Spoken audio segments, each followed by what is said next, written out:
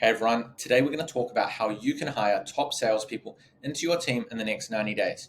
We're going to cover how to take an outbound approach to target and screen interested candidates who are exactly what you're looking for. What this means for you is you're going to make great hires without holding your calendar hostage.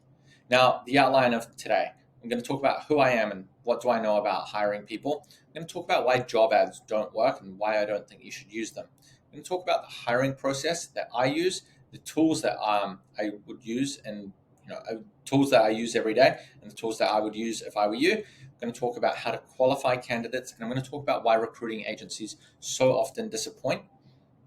Now, this video, look, I am an agency recruiter. I run my own agency. That's Next Venture. But I've set this up, and the way I've thought about this is if I were a SaaS founder and I wanted to hire my first salesperson, but I didn't want to use a recruiter, how would I do this? So frankly, it's the exact same way that I do it, but I'm just going to walk you through. But the mindset here is you don't need an external recruiter to do this. This is you can do this on your own, right? So I'm going to walk you through how to do it, how I would do it. To give a bit of a background on myself, my name is Sam Marilich. I've been in sales recruiting since 2016. I fell into it, but I've only been recruiting for venture-backed B2B SaaS companies for the last 7.5 years, and I've made more than 120 different placements at over 35 different companies. Now, you may recognize some of these companies. There are a fair few companies that have raised. There are fair few companies that have exited at $1 billion plus kind of valuation. All of these companies, are backed by tier one venture investors. I started my career in San Francisco. I currently live in New York. But let's be real. When you are building a SaaS company, you are going to hire people. You need to hire a lot more than you think. An effective hiring process is a really competitive advantage. You didn't start a SaaS company to play small. You don't raise venture capital unless you're looking for an outsized return. The downside of venture capital is when you raise it, you're taking on rocket fuel. You need results and you need them fairly quickly. But you also need to keep your hiring bar high, and you are being pulled in 1,000 directions every single day. So let's talk about why job ads don't work very well. This job ad is from August 2023. It was up for about 4 days. And as you can see here, 802 applicants. In 2024, I'm recording this in late March 2024. This problem's even worse, right? But there are a few reasons that there's a really big problem here. The first one is the best people often aren't looking. Second thing, the people who you want to hire, if they are looking through their network. They are not applying. And then the third one is if you take 30 seconds per applicant, you are going to spend 7 hours looking at profiles. And that is before you phone screen a single one, right? You probably need to phone screen 40 people. That is another 20 hours on the phone speaking with candidates just to get them to that second stage of the interview process. Now, sourcing candidates is an art and a science. I have found, on average, with some experience and a good list of target companies to go after, it can take me about 5 minutes to find a good candidate. If you sit down and spend an hour, you might be able to find 12 or so high-quality, relevant candidates. Now, if you're doing this for the first time, you're probably not going to be as fast as me. However, if you're a founder, you will also likely see a higher response rate than me. So as long as you can find one good person per 20 to 30 minutes, it's actually probably worth your time because your response rate is probably going to be about 50%. You spend 2 hours, you should be able to generate 2 good candidates worth speaking to, right? So think about this. What's going to have a higher ROI? Looking through 800 people who clicked Easy Apply, they click Easy Apply 100 times a day, and then reaching out to the top 5%.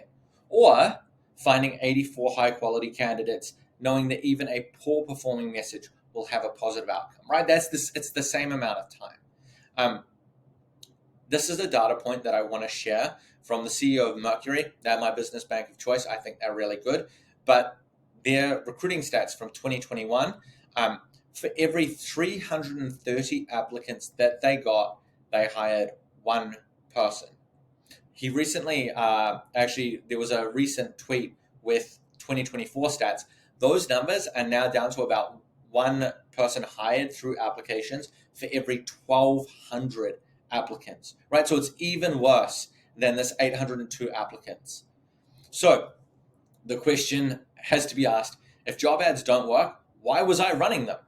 Now, there is only one role in recruiting for sales where running job ads makes a lot of sense. And that's at the SDR level. It's the only role I've come across in the go-to-market space where you actively want people to apply. I will never run job ads for account executives, VPs of sales, sales leaders, anything like that. But I will also never do outbound focused recruiting for SDRs. I've just found it does not work. So it's like the one exception to the rule. Now, let's talk about this. Let's think we're just hypothetically looking for some account executives. So I'm going to walk you through the process that I would set up in your company if you're going to do this. If you're going to successfully bring in a new account executive, you need to think of this as a project, right? And there are a few milestones that you want to achieve. I'm going to walk you through it as if you're a client of mine, but you can do this internally exactly the same kind of way. So the first thing you need to do is you want to have a kickoff call. You need to go deep on the candidate profile that you want to see. It's a combination of behaviors and also experiences, right? And when I say behaviors, I'm talking about what is this person looking for?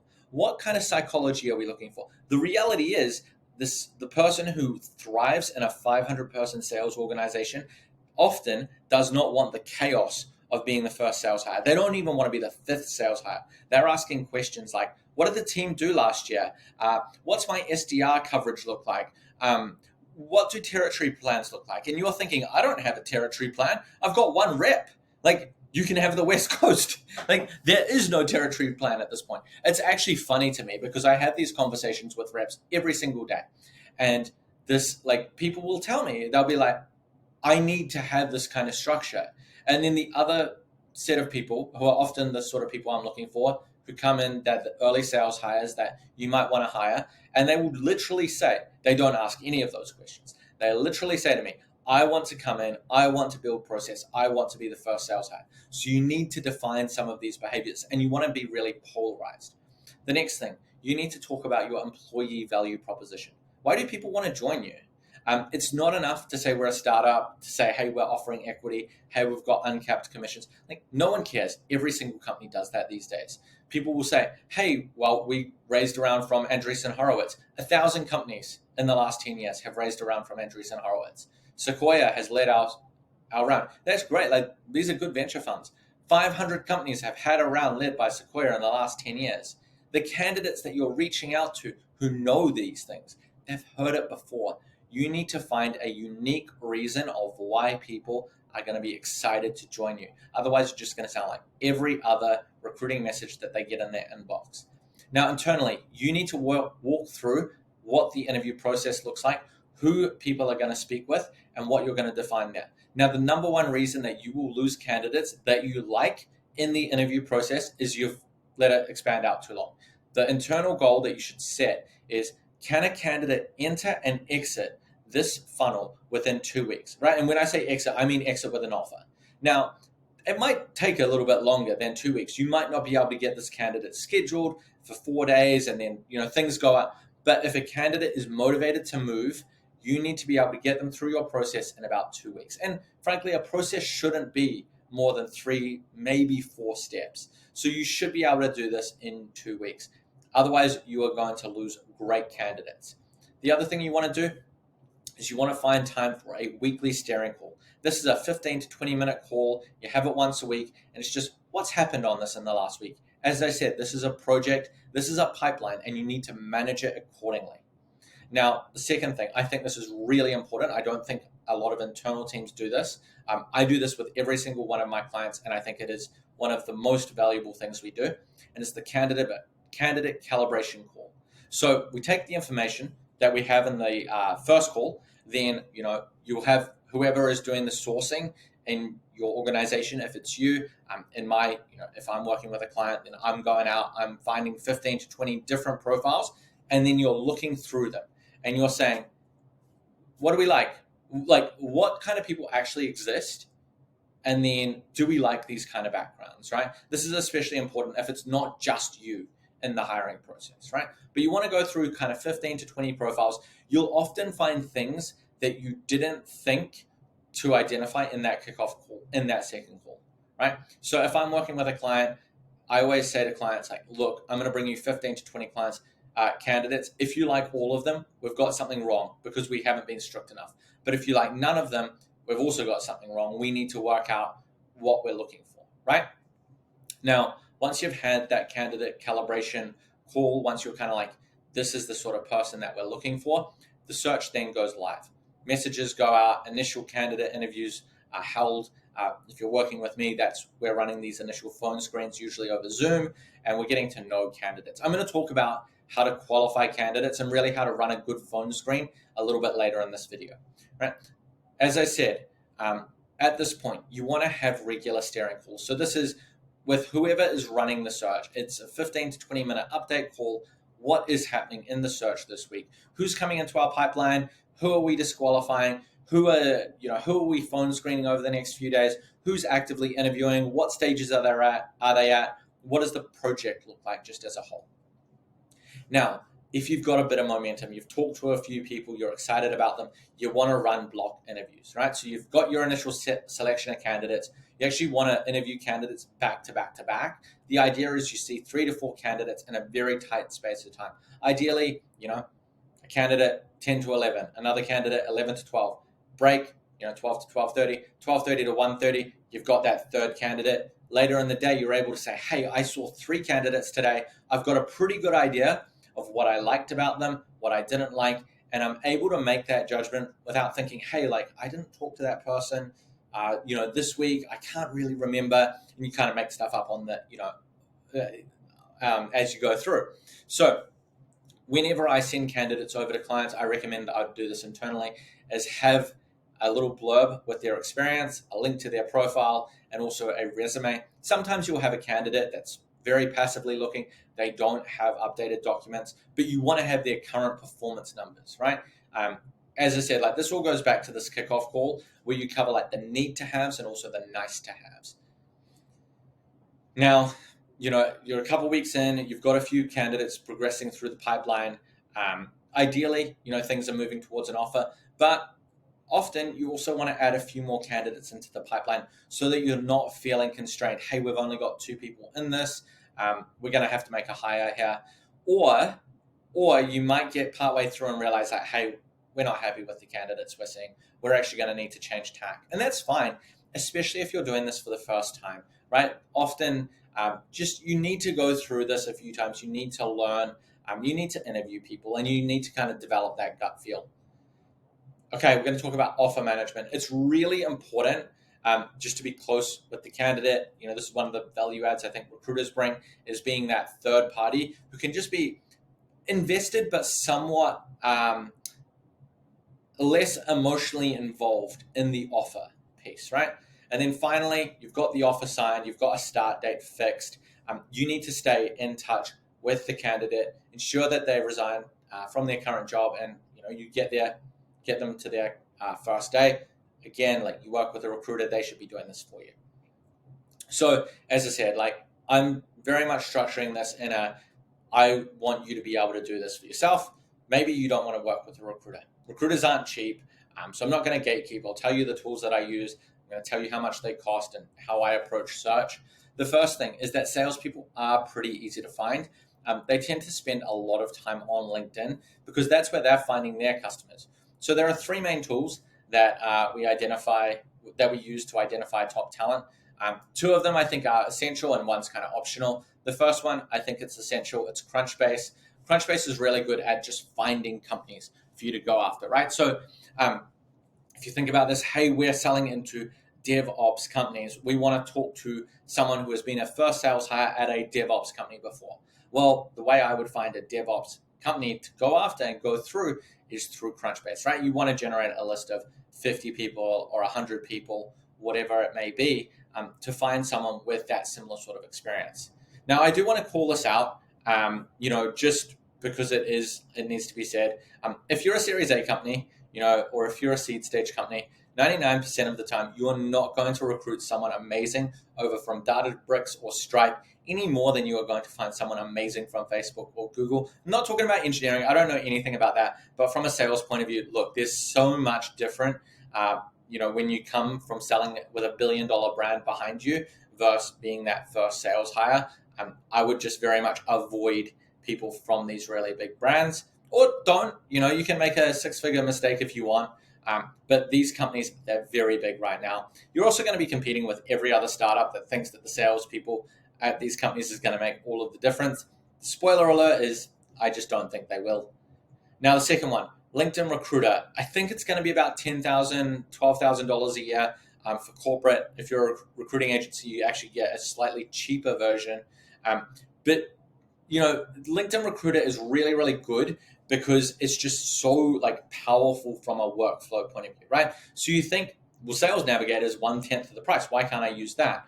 Well, if we go back to talking about sifting through DevOps, companies that like sell into DevOps, right? The way Sales Navigator is really built is you search through a company trying to find a buyer, right? Whereas actually we're trying to search through an industry to find a seller, if that makes any sort of sense. So I don't want to look through 100 sales reps at Databricks. I want to look through 100 technical sales reps at 60 different companies, right? And that's where LinkedIn Recruiter is so much better just from a workflow point of view. The other powerful thing about LinkedIn Recruiter, and you do not get this with Recruiter Lite, is this open to work. Now, there are two types of open to work. There's the green banner, very obvious, the whole world can see this. But one of my clients likes to call this the bat signal. I think that's a really good way of putting it. It's a discreet way of saying, hey, I'm open to new opportunities. Please reach out to me, right? And a lot of candidates have this. It's a really, really powerful tool if you're trying to recruit salespeople. But the other thing with Sales Navigator is you can't use Gem, which I'm going to talk about in a second. And this is kind of, I think, an optional one in 2024. Now, in 2023 and 2022 and 2021, it was a really essential tool. But things have changed a little bit, right? Now, LinkedIn, they don't play very nicely. They've got this really good business. LinkedIn is just this massive self-updating database. Now, if they'd opened this up to anyone and everyone, Microsoft wouldn't have bought them for $26 billion back in 2016, which was an incredible deal when you think about it. But if sales is living in 2023, recruiting tech lives in 2005, the only variables you can add to an email is the first name, the last name, and the full name. Actually, in the last few months, LinkedIn has finally allowed us to schedule emails and finally allowed us to create sequences. But that is like the first piece of innovation I've seen in about 8 years on this platform. So in a more candidate scarce market, we're not in that right now. You want to be using Gem to find the right candidates. Now, you're probably thinking, just like I've got Sales Navigator, I've got Sales Loft, or I've got Outreach, or I've got Smart Lead. Why can't I just use that? The core problem is your data, right? So the thing that makes Gem so powerful is that your personal email addresses, that's what Gem is finding on the first go, as opposed to business email addresses. So no VP of sales wants that pitch in from their, no VP of sales wants to buy your software in their personal Gmail, but they're more than happy to hear about a job opportunity in their personal Gmail. And, these are just some stats from Gem, a couple campaigns I ran, 10% interest rate, 27% interest rate. So, you think, hey, reach out to 100 candidates, 27% are interested, even 10% are interested. That's going a really long way. As I said, the market's a little bit different right now. It's pretty good. It's a pretty good market to find candidates. It's really a question of qualifying candidates hard in 2024. So I don't think you need Gem in the same way. But in 2022, when it was really difficult, Gem was a real lifesaver. So, I'd put that one as an optional one. Again, probably doesn't make sense if you're just going to hire one or two people. But if you're doing heavy duty hiring, you're going to want this sort of tool. Now let's talk about qualifying candidates. Now, I think that every search is custom. Every client is unique. The candidates that they're all looking for are also unique. But we're usually looking for a few core building blocks, right? So we're looking for experience in the role. We are looking for general industry experience, right? And when I say experience in the role, I mean they've been an account executive for 2 years. Industry experience, as I kind of said, deal size familiarity, right? So someone who is selling $30,000 deals and someone who is selling $250,000 deals, very, very different backgrounds. Tenure, this is a big one. You want people who can stay at their jobs, right? Geography, especially if you're in office or you work hybrid, that's important. Track record of success, another big thing. You want someone who can come in and has a very good chance of being a positive ROI. You want to make sure that compensation expectations are aligned. Look, Sales comp, it's pretty predictable, right? You put $1 in, 50-50 split, you should get about $4 out, especially if you're an early stage company. Now, you also want to check for candidate interest in the role and candidate interest in your stage of company. So these are all some things that I think are just the most important. You can cover them all within that first 30-minute screening call. Now, we're about 20 minutes in. You might be thinking, wow, this is a lot of work. Maybe I should get a recruiting agency. I'm going to walk you through why I think a lot of recruiting agencies disappoint and why people don't often see good results. Because you've probably worked with them before, and the odds are that your average recruiting experience wasn't that positive. Industry benchmarks, contingent searches, these are searches that are no win, no fee. We've got a success rate of about 20%. So for about every 5 searches, only 1 gets completed. Now, let's ask the question, why is this? It's a combination of things. Firstly, there's no commitment from the company that's hiring. So recruiters are often working on roles that are often not important. Hey, we think we'll hire someone, and then 3 weeks in, nah, maybe not. These things get killed at the last minute. Recruiters only have a finite amount of time and energy. They're going to prioritize the 30% of searches that are easiest to fill. Now, every search that is deemed too hard simply gets ignored.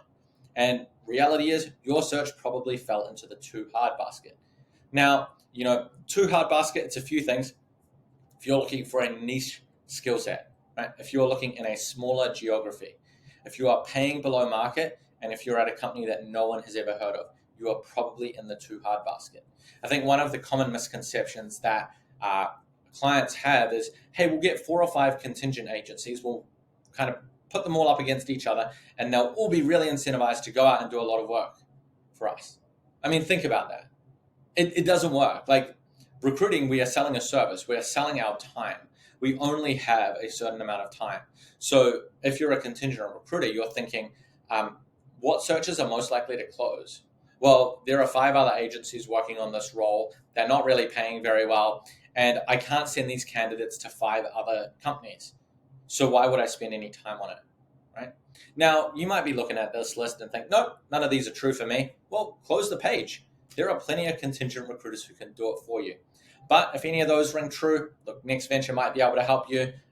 We're a lot more research driven. We work a lot harder for fewer clients. We close a lot more searches because of it. So if you want help with the hiring process, you can book a call with the link below. You can see if it makes sense to work together. Cheers. I'll speak to you soon.